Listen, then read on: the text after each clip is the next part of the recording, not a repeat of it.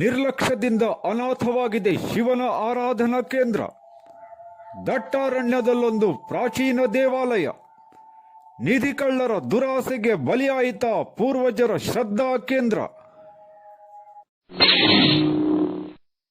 ಇಲ್ಲಿ ನಿಧಿಗಳ್ಳರು ನಿಧಿ ಆಸೆಗಾಗಿ ದೇವಸ್ಥಾನವನ್ನ ಹಾಳುಗೆಡವಿದ್ದಾರೆ.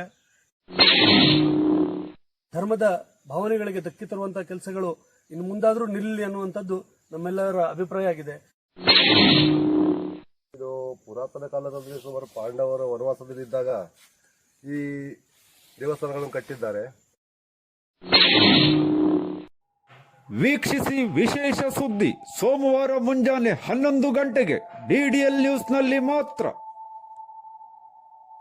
ಉತ್ತರ ಕನ್ನಡ ಜಿಲ್ಲೆಯ ಹಳಿಯಾಳ ತಾಲೂಕಿನ ಕರ್ನಾಟಕ ರಕ್ಷಣಾ ವೇದಿಕೆಯ ಪದಾಧಿಕಾರಿಗಳು ಹಳಿಯಾಳ ಪಟ್ಟಣದ ಅಯ್ಯಪ್ಪ ಸ್ವಾಮಿ ದೇವಸ್ಥಾನದ ಆವರಣದಲ್ಲಿ 2 ದಿನಗಳ ಕಾಲ ಸ್ವಚ್ಛತಾ ಕಾರ್ಯಕ್ರಮವನ್ನು ಹಮ್ಮಿಕೊಂಡು ಅಲ್ಲಿ ಬೆಳೆದಿದ್ದ ಗಿಡಗಂಟಿಗಳನ್ನು ಸ್ವಚ್ಛಗೊಳಿಸಿದರು.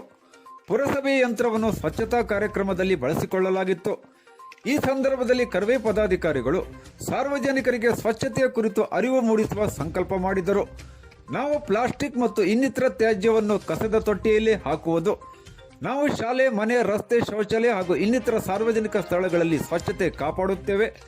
ಜಲಮೂಲಗಳಾದ ಬಾವಿ, ಹೊಂಡ, ಕೆರೆ, ಹಳ್ಳ, ನದಿಗಳಲ್ಲಿ ಯಾವುದೇ ರೀತಿಯ ತ್ಯಾಜ್ಯವನ್ನು ಹಾಕದೆ ಸ್ವಚ್ಛತೆಯನ್ನು ಕಾಪಾಡುತ್ತೇವೆ.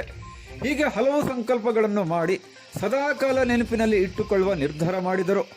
ಕಾರ್ಯಕ್ರಮದಲ್ಲಿ ಕರ್ವೆ ಹಳಿಯಾಳ ತಾಲೂಕಾಧ್ಯಕ್ಷ ಬಸವರಾಜ್ ಬಂಡಿಗೇರ್ಮಠ್, ರೈತ ಘಟಕದ ಅಧ್ಯಕ್ಷ ಸುರೇಶ್ ಕೋಕಿತ್ಕರ್, ಉಪಾಧ್ಯಕ್ಷ ರಾಮ ಜವಳೇಕರ್, ವಿನೋದ್ ದೊಡ್ಡಮನಿ, ಮಹೇಶ್ ಆಣೆಗುಂದಿ, ವಿಜಯ ಫಡ್ನಿಸ್, ಶಿವಾನಂದ್ ದಮ್ಮಣಗಿಮಠ್, ಲಕ್ಷ್ಮಣ್ ಪೆಡ್ನೇಕರ್, ಹಿರಿಯ ಹಿರೇಮಠ್, ಉದಯ್ ಘಟಕಾಂಬಳೆ ಸೇರಿದಂತೆ ಅನೇಕರು ಉಪಸ್ಥಿತರಿದ್ದರು. DDL news, Manjunath Madar, Haliyal.